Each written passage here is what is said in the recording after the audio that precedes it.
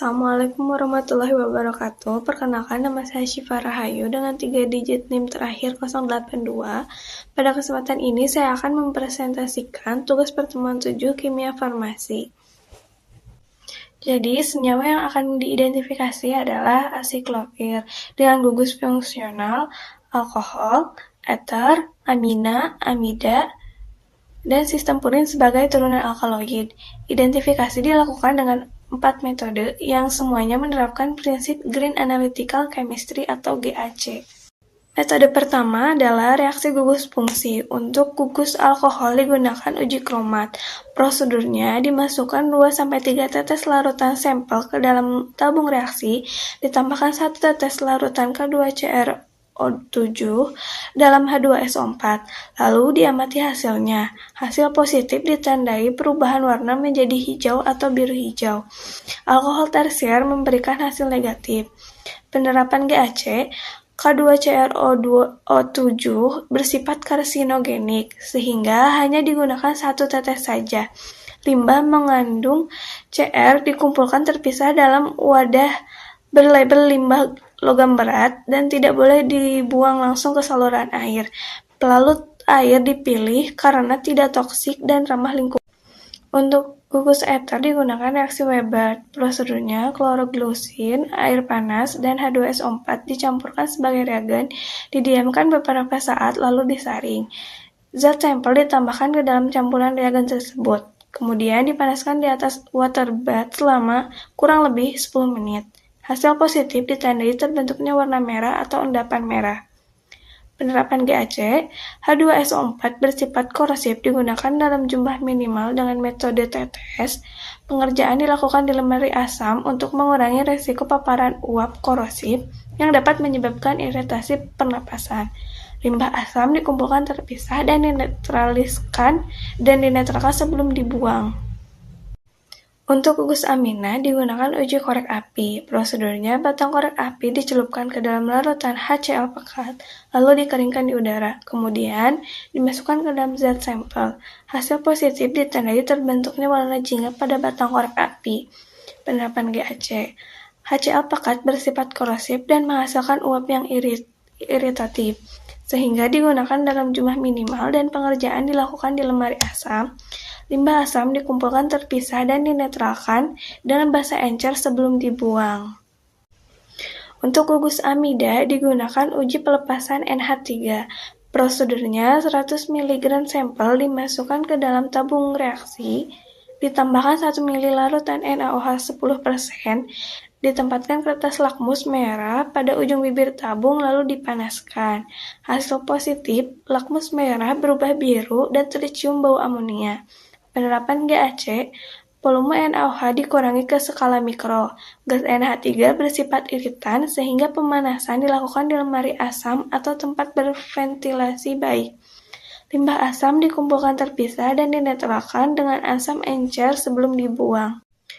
Metode kedua adalah reaksi alkaloid. Karena asiklofir merupakan turunan purin, digunakan reaksi spesifik purin yaitu reaksi Morexit. Prosedurnya, pertama dilakukan uji golongan secara paralel sekitar 1 ml sampel dalam HCl2N dibagi ke 3 tabung reaksi. Masing-masing ditambahkan 2-3 tetes reagen. Jika minimal 2 dari 3 reagen membentuk endapan, uji golongan alkaloid dinyatakan positif.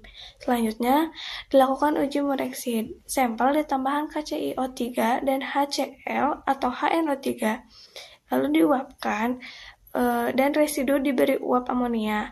Hasil positif menunjukkan warna ungu cerah.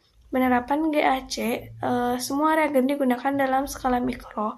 Uap amonia digunakan sebagai pengganti penetesan amonia pekat.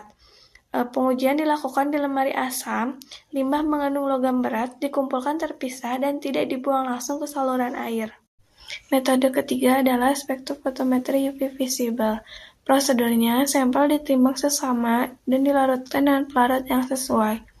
Kemudian diencerkan hingga konsentrasi masuk dalam rentang linearitas absorbansi. Larutan diukur serapannya pada rentang panjang gelombang 200-400 nanometer, lalu ditentukan lambda maksimumnya dan dibandingkan dengan literatur. Penerapan GAC, Volume larutan dibuat sekecil mungkin agar limbah minimal dan dipilih parut yang ramah lingkungan, seperti air apabila kelarutan sampel memungkinkan.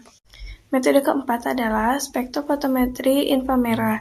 Prosedurnya, sedikit KBR dihaluskan bersama sejumlah kecil sampel, dicetak menjadi pelet menggunakan alat pengepres hidrofilik, kemudian dipindai pada bilangan gelombang 4000 sampai 400 cm pangkat -1. Hasilnya dibandingkan dengan spektrum literatur untuk mengidentifikasi gugus-gugus fungsi yang ada. Penerapan GAC, metode ini bersifat solvent-free, tidak memerlukan pelarut organik dalam jumlah besar, dan hanya membutuhkan sampel dalam jumlah sangat sedikit. Memasuki bagian 2, soal pertama, apoteker QC di Unjuri Pharmaceutical menganalisis bahan baku asam benzoat menggunakan spektrofotometri UV visible dengan konsentrasi 10 mikrogram per mililiter dalam etanol dengan rentang pengukuran 200-400 nanometer. Pertanyaan A. Prinsip dasar UV visible untuk senyawa yang strukturnya sudah diketahui adalah membandingkan bentuk spektrum dan lambda maksimum sampel dengan spektrum baku pembanding atau pustaka. Dasar fisiknya adalah absorpsi energi cahaya UV oleh molekul yang menyebabkan transisi elektronik dari orbital keadaan dasar ke tingkat energi tereksitasi. Asam benzoat memiliki cincin aromatik sebagai kromofor dan karboksil sehingga mampu mengabsorpsi cahaya UV. Identifikasi dinyatakan positif apabila bentuk kurva dan lambda maksimum sampel sesuai dengan baku pembanding. Pertanyaan B. Spektrum sampel menunjukkan dua puncak absorpsi. Puncak utama di sekitar 230 nanometer dan puncak kedua di 273 sampai 274 nanometer. Kedua puncak ini sesuai dengan spektrum baku pembanding asam benzoat yang juga menunjukkan lambda maksimal 230 nanometer dan 274 nanometer dengan bentuk kurva yang serupa. Puncak 230 nanometer berkaitan dengan transisi pi ke pi bintang dari sistem cincin aromatik terkonjugasi. Puncak 273 sampai 274 nanometer berkaitan dengan transisi N ke pi bintang dari gugus karbonil C-rangkap 2O pada gugus karboksil yang terkonjugasi dengan cincin benzena. Kesimpulannya, sampel mengandung asam benzoat dan hasil uji identifikasi ini sesuai dengan syarat. Soal kedua, isolat dari jamu asmagon. Perhitungan konsentrasi didapat 0,01 gram per liter dan molaritasnya di 5,0505 kali 10 pangkat minus 5 mol per liter. Dan untuk menghitung absorbivitas molar yaitu 0,5 dibagi 1 dikali 5,05 kali 10 pangkat minus 5 didapatkan hasil 9.900,009 liter mol per sentimeter. Nilai ini mengindikasikan transisi pi ke pi bintang dari cincin aromatik terkonjugasi. Gugus yang diduga adalah benzena tersubstitusi dengan gugus penarik elektron. Soal ketiga, analisis bahan baku kloramfenikol. Organoleptik hasil pengamatan yaitu serbuk hablur putih kecoklatan, agak higroskopis, rasa pahit, dan secara umum sesuai dengan literatur farmakope 6. Jarak lebur yaitu 150 sampai 151 Celcius, sedangkan pada literatur 149 sampai 153 Celcius. Sampel masuk rentang sehingga dikategorikan murni. Uji kelarutan dalam air dan ether mengindikasikan adanya gugus polar seperti OH dan NHCO serta komponen lipofilik dari cincin aromatik. Reaksi gugus fungsi yaitu ada positif FeOH2 mengindikasikan gugus nitroaromatik, reduksi menjadi amin mengonfirmasi gugus nitro, uji kromat positif mengindikasikan gugus alkohol, uji adisi Brom dan Bayer positif kemungkinan terjadi pada cincin aromatik atau menandakan adanya ketidakmurnian komponen tak jenuh. Dan untuk hasil spektrum UV didapatkan lambda maksimum 278 nanometer sesuai dengan literatur, yaitu 276 sampai 278 nanometer. Dari perhitungan nilai absorpsivitas molar diperoleh Epsilon maksimal sampel sebesar 9.593 liter mol cm, sedangkan nilai literatur 32.320 liter mol cm. Keduanya mengindikasikan transisi pi ke pi bintang dari gugus nitro pada cincin benzena. Spektrum inframerah menunjukkan pita khas yaitu OH di 3400 sampai 3500, NH amide di 3300 sampai 3350, dan C rangkap 2O amide di 1670 sampai 1690, dan nitro asimetris dan simetris di 1520 sampai 1530, dan 1340 sampai 1350, serta CCl di 750 sampai 800 cm pangkat -1.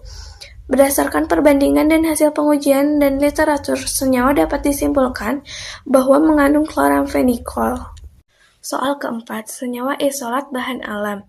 Organoleptik, uji kelarutan dan jarak lebur 170–171 Celcius sesuai dengan literatur farmakope. Sehingga sampel dikategorikan murni.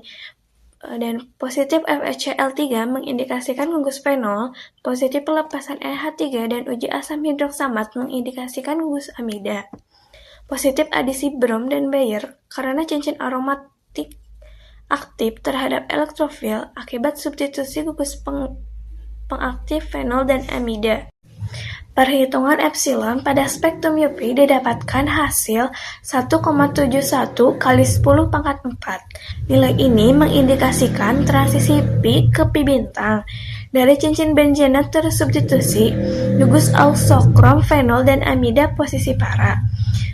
Lambda maksimum paracetamol yaitu di 243 sampai 276 nanometer dan sesuai dengan literatur. Spektrum inframerah menunjukkan OH fenol di 3325 dengan intensitas kuat melebar, NH amida di 3162, C rangkap 2O amida di 1653 intensitas kuat, C rangkap 2C aromatik di 1609, pita pada distribusi di 838 dan 514 cm pangkat -1. Dan untuk MR-nya 151 sesuai dengan literatur. Berdasarkan hasil analisis keseluruhan, senyawa diduga paracetamol dengan gugus fenol, amida, dan cincin benzena aromatik dengan substitusi para. Demikian presentasi tugas kimia farmasi pertemuan 7 dari saya. Terima kasih atas perhatiannya. Wassalamualaikum warahmatullahi wabarakatuh.